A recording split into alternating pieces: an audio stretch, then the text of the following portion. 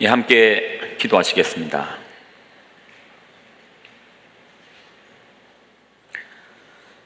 하늘 위 그 하늘, 우리의 인지가 닿지 못해서 이름도 알 수 없는 그 별들의 또 주인이 되시는 하나님, 또 이 땅에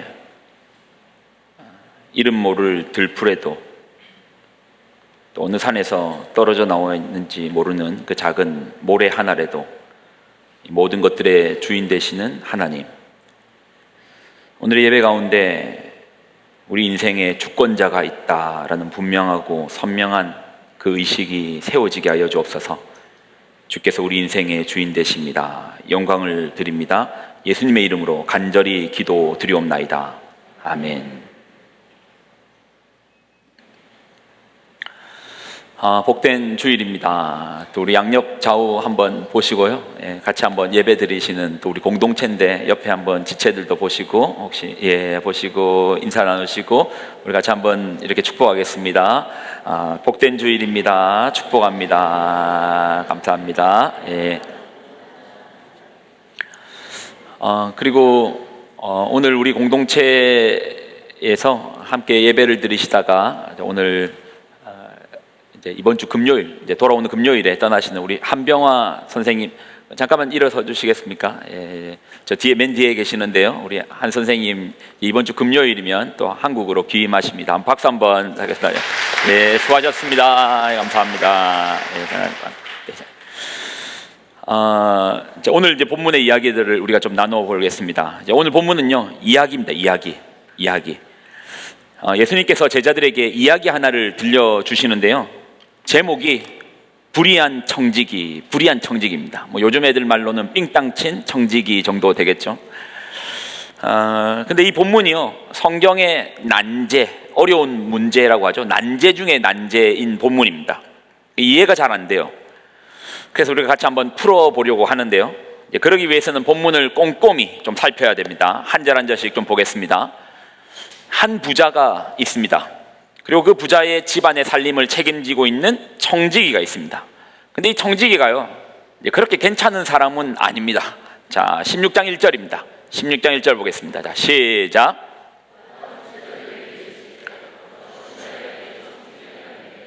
그 주인의 소유를 낭비한다는 말이 주인에게 들린지라.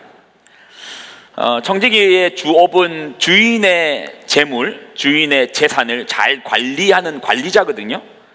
그런데 뒤에 이어지는 이야기의 정황상 이 청지기는 관리를 잘못했다 정도가 아니고 주인의 물건을 함부로 쓰기도 하고 자기가 가져가기도 하고 일단 이런 표현이 좀 그렇지만 이제 삥땅 친 거예요.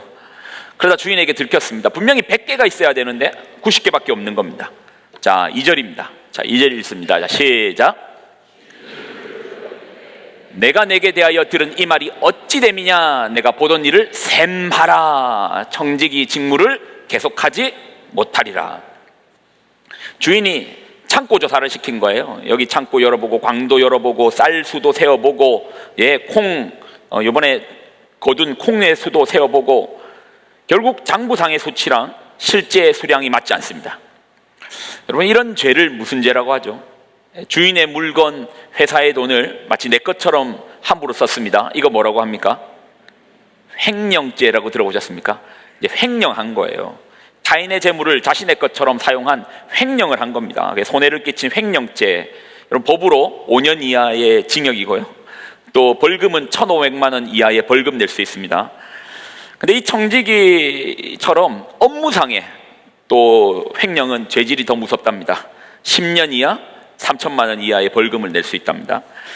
근데 이거는요, 요즘 법이 그렇고 예수님 당시 2000년 전이잖아요. 예수님 당시에 청지기는 주로 노예들 중에서 좀 성실하고 로열티가 높은 사람을 청지기 시킨 거예요. 하급 노예는 아니고 노예들 중에서 주인이 나름 이 사람 믿을만하다, 이 노예 믿을만하다 인정받은 노예가 청지기가 됩니다.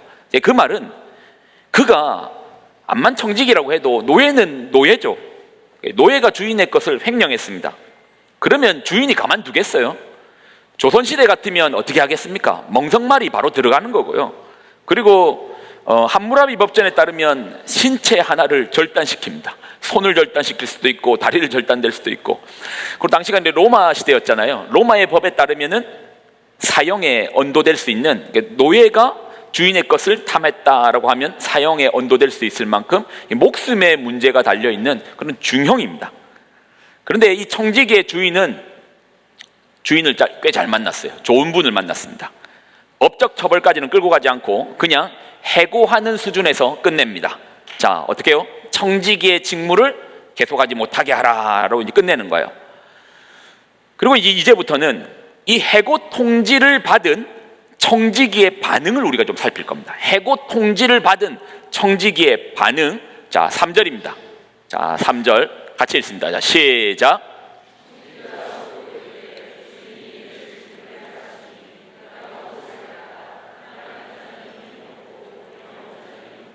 예, 직장을 잃은, 예, 좀 보니까 이거 K 직장인들의 삶 같지 않습니까? 예, 직분을 빼앗겼으니 내가 무엇을 할까? 땅을 파자니 힘이 없고 빌어먹자니 이거 부끄럽구나. 여러분 보시기에는 이 청지기의 반응이 어떻습니까? 뭔가 반성의 기미가 보이십니까? 아, 주인의 것들을 내가 훔쳤더니 내가 이렇게 됐구나. 아니요, 이 친구요 끝까지 자기 생각밖에 하지 않습니다. 예, 이제 뭐 먹고 살까? 땅 파자니까 내가 힘이 없잖아. 빌어먹자니 이건 무슨 창피냐. 청지기가요 노예들에게 있어서는 뭐 삼성이고 현대입니다. 대기업 못지 않거든요. 꿈의 직장입니다. 주인에게 인정받아서 최고의 자리까지 오르면, 노예가 최고의 자리까지 오르면 그 집안의 재산과 사람을 관리하는 청지기의 직분까지 올라갈 수 있습니다. 내가 그래도 청직인데 하급 노예들이나 하는 땅을 파랴? 나는 책상에서 펜대 굴리는 사람인데 나보고 내가 삽질하랴? 그렇다고 체면 있지 빌어먹을 수도 없고 이거 뭐 어떻게 해야 되나. 자, 그러다가 이 청지기가 겨우 하나의 생각을 드디어냈습니다. 자, 그 절이 4절입니다. 자, 4절 한번 볼까요? 자, 시작. 이렇게 하면 직분을 빼앗긴 후에 사람들이 나를 자기 집으로 영접하리라. 자, 어떻게 하면 이 상황 속에서 어떻게 하면 직업을 잃어버리는 노예 출신의 청지기가 어떻게 하면 먹고 살 수 있겠습니까? 자, 이 사람이 고민하고 결론은 이렇게 하기로 했습니다. 자, 16장 5절입니다. 자, 16장 5절 읽습니다. 시작. 일일이 불러다가 먼저 온 자에게 이르되 내가 내 주인에게 얼마 빚졌느냐. 자, 6절입니다. 6절 읽습니다. 시작.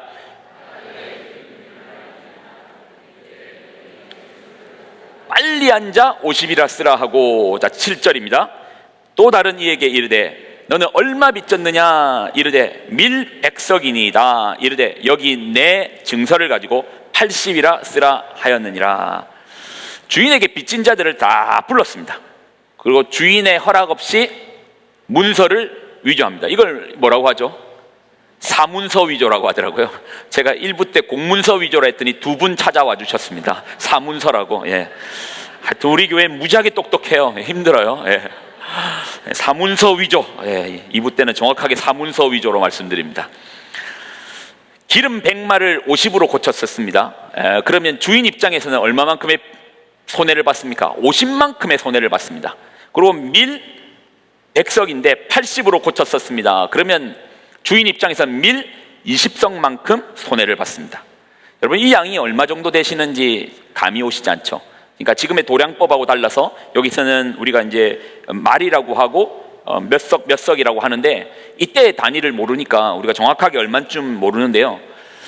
학자들의 기록을 보니까 기름 50말 할 때 한 말이 10달란트 정도, 10데나리온 정도 됩니다. 그러니까 50말이면 몇 데나리온입니까?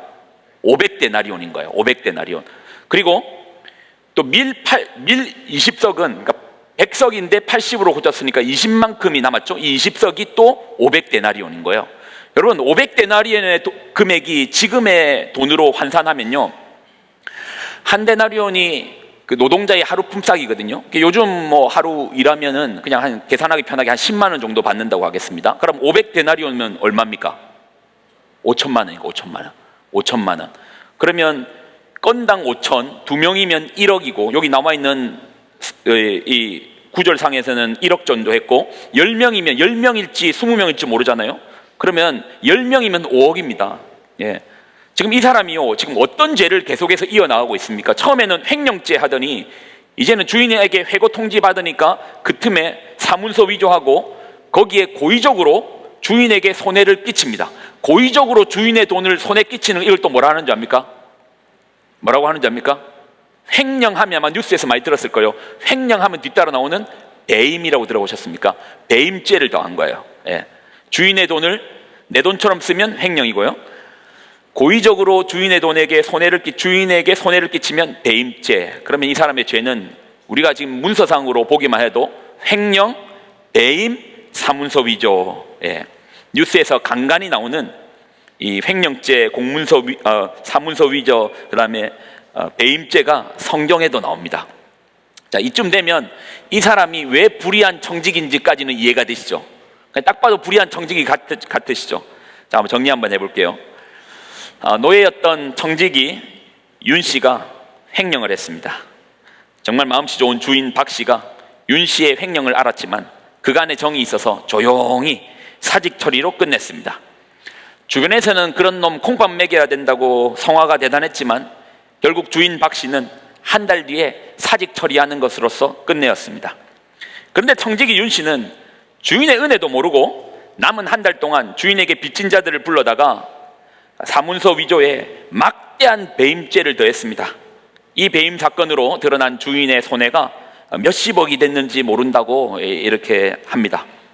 자, 여기까지 보면 여러분, 이 청지기는 불의한 청지기가 맞음이 여러분 이해는 되시죠? 자, 그런데 지금 우리가 이게 나누고 있는 이 본문이 성경에서 난제 중에 난제입니다. 어려운 문제, 풀기 힘든 문제인 거예요. 왜 난제인가? 왜 이해가 되지 않는가? 이유는 이 불의한 청지기를 대하는 주인의 자세, 주인의 반응 때문입니다. 우리가 생각하는 상식선에서 만약에 이러한 사건이 우리에게 일어났다면 여러분 어떻게 하시겠습니까? 화가 머리끝까지 나가지고 이거는 횡령과 배임 사건을 일으킨 청지기를 당장 감옥에 집어넣지 않겠어요? 자, 그런데 이렇게 하는 것이 정의이고 이것이 우리가 알고 있는 사회적인 질서인데, 그런데 정말 이해가 되지 않는 대목이 바로 8절 때문입니다. 8절 때문에 이 본문이 난제 중에 난제라고 합니다. 자, 8절 한번 볼까요? 자, 8절 읽습니다. 자, 시작.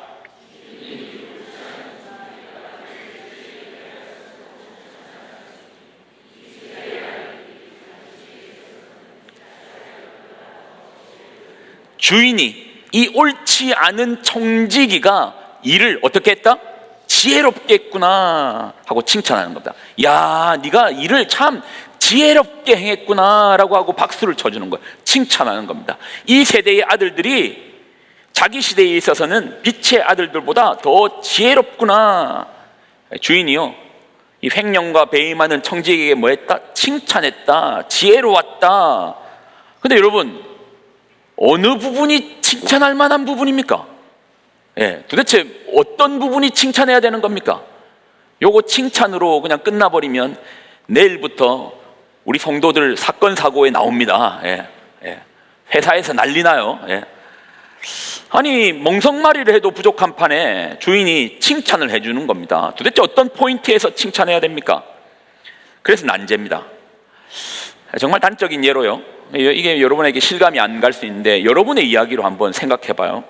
그런 일 없겠지만 집에서 어느 날부터 쌀이 비는 겁니다. 아니, 제가 분명히 여기에 쌀을 가득 채워놨는데 쌀이 비는 겁니다. 그리고 지갑에 분명히 4,000페소가 있었는데 이게 한 장이 빕니다. 생각해보니 이 아떼분이 손을 대는 것 같습니다. 그래서 그냥 정도 있고 해서 일주일 뒤에 해고 통지했습니다. 그러니까요, 이 아떼 아주머니가 자기가 그만두기 전에 가깝게 지내던 옆집 아떼, 또 옆집의 야야들을 다 불렀습니다. 거기에 또 경비 아저씨들까지 싹 다 불렀어요. 그리고 주인이 외출한 사이에 주인 집에 싹 초대를 했습니다. 잔치를 엽니다. 한국에서 이고지고 온 2,000쌀로 밥을 만들고 너무 귀해서 아껴 먹던 한국 김장김치로 김치찌개를 끓였습니다. 뚜껑만 열어도 고소한 냄새를 가득 채우는 참기름으로 나무를 팍팍 묻혀가지고요, 거기에 후식으로 냉장고에 아껴뒀던 샤인머스켓, 제일 화나는 부분 냉동실에 숨겨뒀던 꽃감을 다 먹었습니다. 그러면 여러분 그런 아떼분에게 어떻게 말씀하시겠습니까? 와, 지혜롭게 행하였구나. 여러분 이렇게 하실 아주머니들 계십니까? 없잖아요. 지혜롭게 행하였구나 하지 않고요, 일단 뒷목 딱 잡고 기가 찬다 하고 더 이상 말 못하겠다, 경찰 불러라고 하겠죠. 경찰 불러라고 할 겁니다. 그런데 예수님은 이 대목에서, 이 자리에서 칭찬을 하시는 거예요. 지혜롭다고 하는 겁니다. 야, 너가 지혜롭게 행하였구나. 도대체 이 불의한 청지기의 모습에서 어떤 부분에서, 어떤 포인트에서, 어떤 지점에서 우리는 보고 배워야 되는 겁니까? 교회 임채복 집사님이 지금 여기 교회 재정 보고 있었는데 따라 하시면 안 됩니다. 따라 하시면 안 돼요. 그리고 세상에 그런 주인이 어디 있습니까? 횡령하고 배임한 직원에게 잘했다고 칭찬해 줄 주인이 어디에 있습니까? 세상에 그런 주인이 있습니까? 있습니다. 아니, 어디에 있습니까? 세상에 그런 주인 어디 있습니까? 아니, 그런 사람 있으면 저한테 소개 좀 해주십시오. 저도 그 밑에서 일하고 싶습니다. 없습니다. 아니, 방금 있다고 하더니 왜 또 그런 사람 없다고 합니까? 그럴 사람은 없습니다. 그러나 그런 주인은 있더라고요. 지구상에서요, 시가총액으로 가장 높은 두 기업이 1위가 애플이고요, 2위가 엔비디아더라고요. 여러분 좀 가지고 있습니까? 주식 가지고 있습니까? 그러면 누가 주인입니까? 애플의 CEO로 있는 팀 쿡이 주인입니까? 아니면 엔비디아의 주인은 또 누굽니까? 엔비디아의 창업자 CEO가 젠슨 황인데 아마 보신 분 있을 겁니다. 근데 생각보다 주식 얼마 안 가지고 있더라고요. 3.8% 가지고 있던데, 그러면 이 사람이 주인입니까?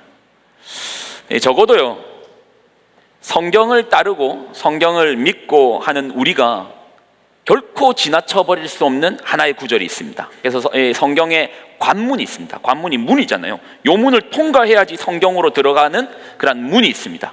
자, 그게 창세기 1장 1절이죠. 한번 보실래요? 창세기 1장 1절입니다. 자, 한번 보실래요? 자, 같이 한번 읽겠습니다. 자, 시작. 자, 다시 한번 믿음으로 고백하며 한번 읽어볼까요? 같이 읽습니다. 시작. 태초에 하나님이 천지를 창조하시니라.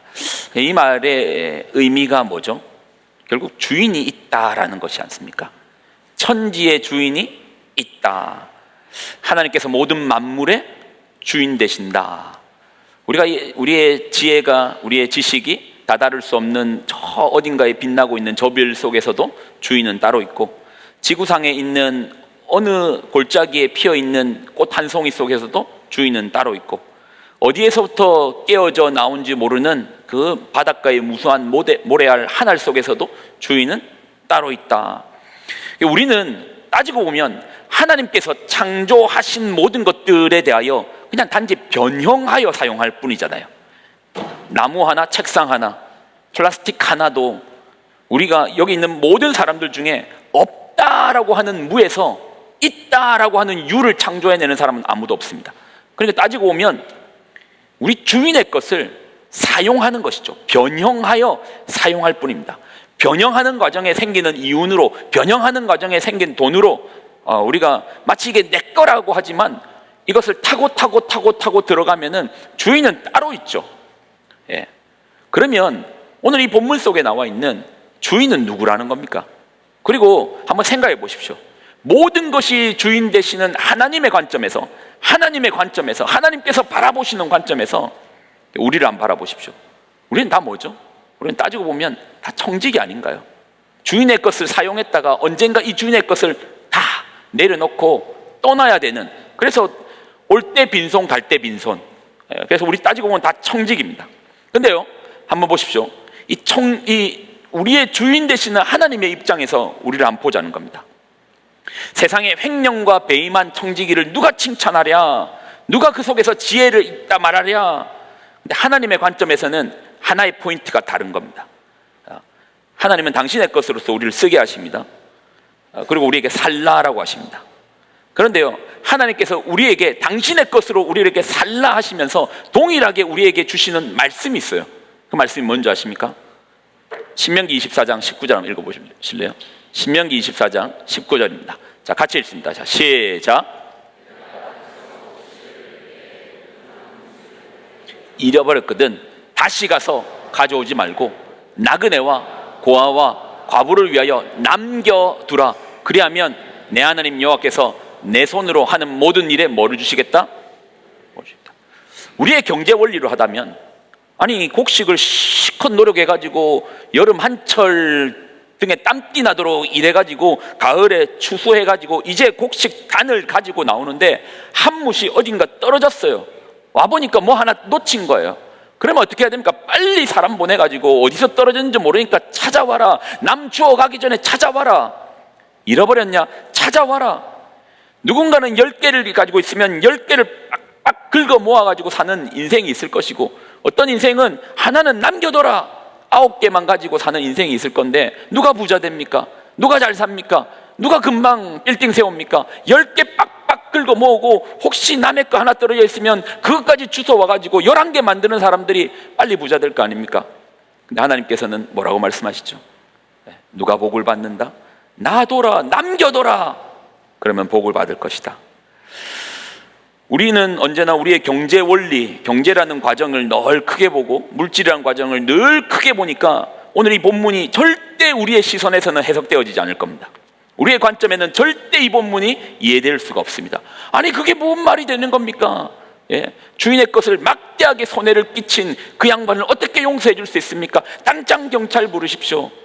근데 하나님의 관점, 하나님의 시선, 아버지의 시선은 또 다르다라는 겁니다. 모든 것이 하나님의 것입니다. 하나님 그것을 우리에게 살라 하십니다. 그리고 하시는 또 말씀이 뭐죠? 함께 살라라는 겁니다. 성경을 크게 두 가지의 메시지로 정리하면 살라이고 또 하나의 메시지는 함께 살라라는 메시지인 겁니다. 오늘 말씀을 다시 한번 읽을게요. 자, 9절 말씀 한번 읽겠습니다. 누가복음 16장 9절입니다. 누가복음 16장 9절이에요. 같이 읽습니다. 자, 시작. 그러면 재물이 없어질 때에 그들이 너희를 영주할 처소로 영접하리라. 다 하나님의 것인데 하나님의 관점에서는 이거 다 내 건데 이거 가지고 너희 살아내라. 이 땅 가운데 생명 주신 하나님 앞에 반응하여 살아내라. 살려고 하니까 돈도 벌어야 되고요, 애들 공부도 시켜야 되고요, 그럼 집도 있어야 되고요, 모아야죠. 근데 여기에 집중하여 우리는 삽니다. 중요하죠. 너무나 중요하죠. 그러나 또 한편 주께서 주시는 말씀은 내 거 가지고 뭐 해라? 친구를 사겨라. 하나님의 것으로 뭐 해라? 친구를 사겨라. 제가 요즘 이게 보고 있는 드라마가 있는데 그 폭삭 소가수다를 보고 있습니다. 폭삭 소가수다를 보고 있습니다. 저는 내용에 깊이 묵상을 하고 있는데 저희 아내는 박보검의 얼굴을 묵상을 날마다 하더라고요. 환장하겠습니다. 근데 이제 그 내용들이 결국 이제 보면은 한 인생과 대를 이어서 나오는 그 인생을 보여주는데, 결국 인생 속에서 얻어내는 것들이 뭔가요? 많은 관계들, 그 따뜻한 관계들. 저는 그 해녀 아주머니 세 분과의 그 따뜻한 관계, 배고플 때, 또 가난할 때, 힘들 때 자신이 어렵게 바다에서 건져온 것들을 나누는 그 모습들, 인간인 우리가 봐도, 인간인 우리끼리 봐도 우리는 관심은 누가 빌딩 세웠다더라, 돈 벌었다더라 관심을 가지만, 우리가 마음을 나눌 때는 누가 어떤 인생을 잘 살았다라고 말할지는 우리가 알잖아요. 그렇게 따뜻한 인생, 친구를 사귀는 인생, 주변에 사람들과 함께 나누는 인생. 제가 이제 이 말씀을 묵상하면서 아침에 불현듯 이제 교회 오기 전에 이제 기도하면서 떠올랐던 하나의 장면이 있습니다. 아침에 이제 오기 전에 잠깐 기도하고 올 때 이제 떠올랐던 장면이, 예전 제가 나이가 몇 살 때인지는 모르겠는데 하여튼 초등학생 정도 국민학교를 다닐 때입니다. 국민학교를 다니는데 저는 제 남동생하고 이제 둘이가 있거든요. 근데 어머니가 이제 오시는데 그때 당시에 이제 그 월드콘을 사오셨어요. 월드콘 300원 할 때인데 월드콘을 3개를 사오셨어요. 3개의 의미는 제 거 하나, 동생 거 하나, 그리고 나머지 하나는 어머니가 드시려고 3개를 사오셨겠죠. 지금 뭐 하면 300원이니까 그렇지만 그때 당시는 그 월드콘이 되게 귀했죠. 너무 귀했죠. 근데 어머니가 월드콘 3개를 사오신 거예요. 근데 하필 제가 동생도 있었고 저도 있었는데 제가 친구를 데려왔거든요. 그래서 저 그리고 동생 그리고 제 친구, 어머니가 아이스크림을 나누는데 저 하나 제일 먼저 친구에게 먼저 주시더라고요. 그리고 저한테 주고 동생한테 주시고 본인은 못 드셨더라고요. 뭐 어른들은 아이스크림 별로 안 좋아하는데 생각했는데 그때 당시에 어머니의 나이가 저보다도 더 어리셨었거든요. 근데 저는 지금도 월드컵 좋아합니다. 네. 어머니도 드시고 싶어서 사오셨을 건데 그 작은 행동 속에서 보여주시는 것이 뭐죠? 친구가 소중하다를 또 가르쳐 주시네요. 하나님 우리 아버지께서 우리에게 주시는 메시지가 있습니다. 친구를 사겨라. 친구가 소중하다. 하나님 주시는 우리는 이 땅에서 청지기로 살아낼 것입니다. 먹고 살아야 되니까 돈 크죠. 중요하죠.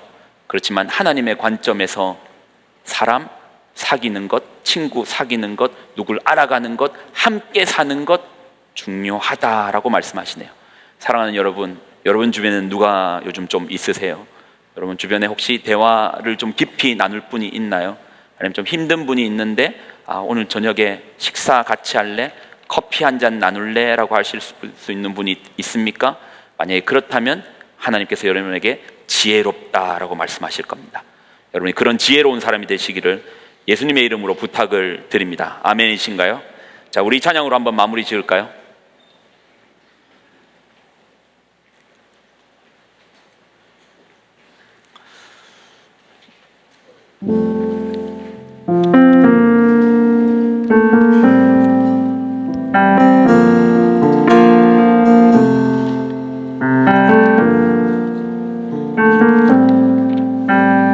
우리는 하나님의 자녀.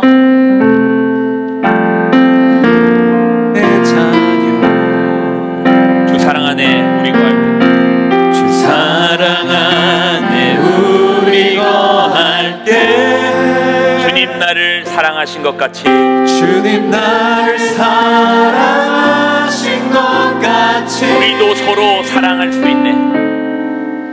우리도 서로 사랑할 수 있네. 우리는 주의 몸된 교회,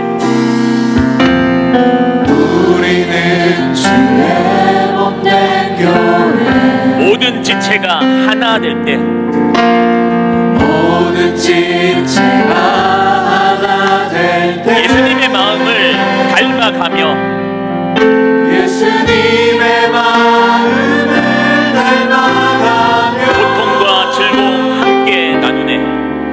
고통과 즐거움 함께. 다시 한번 처음부터 불러볼까요? 우리는 하나님의 자녀. 우리는 하나님의 자녀. 주 사랑 안에 우리 거할 때, 주님 나를 사랑하신 것 같이, 우리도 서로 사랑할 수 있네. 우리도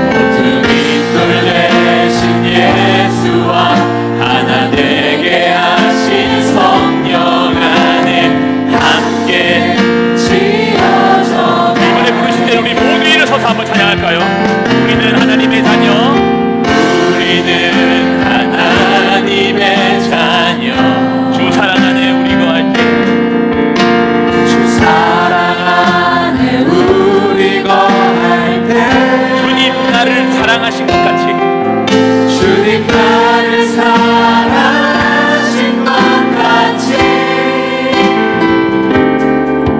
우리도 서로 사랑할 수 있네. 우리는 주의 몸된 교회, 우리는 주의 몸된 교회. 모든 지체가 하나 될 때, 모든 지체가 하나 될 때 예수님의 마음을 닮아가며 고통과 즐거움 함께 나누네. 하나님 안에서 우리 서로 이어져 주가 거하신 성전이 되네. 몸뚱이 돌 대신 예수와 하나 되게 하신 성령 안에 함께 지어져 가네. 하나님 안에서 하나님 안에서 우리 서로 이어져 주가 거하신 성전이 되네. 모퉁이 돌 대신 예수와 하나 되게 하신 성령 안에 함께 지어져 가네. 하나님 안에서 우리 서로 이어져 주가 거하실 성전이 되네. 모퉁이 돌 대신 예수와 하나 되게 하신 성령 안에 함께 지어져 가네.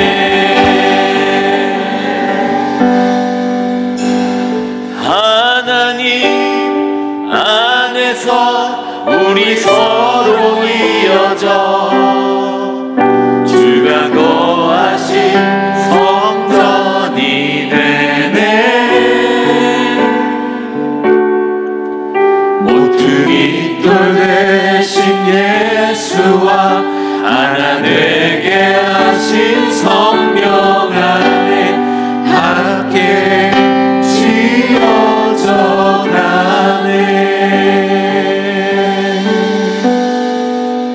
사랑하는 여러분, 요즘 어떻게 좀 사십니까? 뭐 애들 또 키워야 되고, 들려오는 소식들은 암울한 소식들, 힘들다는 소식들, 낙담의 소식들이 많다 보니까 그 어느 때보다도 우리가 집중하고 모든 관심의 중심에 먹고 사는 문제가 우선일 수도 있습니다. 요즘 특별히 필리핀에서 사는 한인들이 어렵다는 얘기가 여기저기서 또 들리다 보니까 더더욱더 먹는 문제, 사는 문제, 내가 여기서 잘못되면 어떻게 사나. 그런데 하나님께서 우리에게 또 다른 창들을 열어주십니다. 친구를 사귀라. 아버지의 관심에 우리도 같이 편승하여서 하나님께서 관심 두시는 그곳에 우리가 마음을 쏟게 하여 주옵소서. 아무리 어렵다 해도 같이 식사도 나누고 차도 마실 수 있는 그러한 관계들을, 친구를 사귀는 일에 우리가 멈추지 않도록, 그래서 우리가 함께 믿고 함께 나아가는 우리가 되게 하여 주옵소서. 같이 한번 기도할까요? 하나님, 여기 하나님의 사람들이 있습니다. 주님의 말씀을 따라 살기를 소망합니다. 하나님 앞에서 주변의 지체들과 함께 믿음으로 같이 살기로 작정하였사오니 하나님 이들에게 하나님 함께하여 주사 주님 힘주시고 이 어려움의 때를 잘 견뎌 나갈 수 있도록 지혜를 주옵소서. 이제는 우리 주 예수 그리스도의 은혜와 무한극진하신 하나님의 사랑하심과 성령님의 교통동행 충만하심의 역사하심이 오늘의 말씀을 듣고 또 말씀을 따라서 함께 살기로, 또 옆에 지체들과 친구가 되어 함께 나아가기로 작정한 귀한 성도들의 삶과 가정과 그들의 자녀들의 머리머리 위에 이제로부터 영원히 항상 함께하여 주시기를 간절히 축원드리옵나이다. 아멘.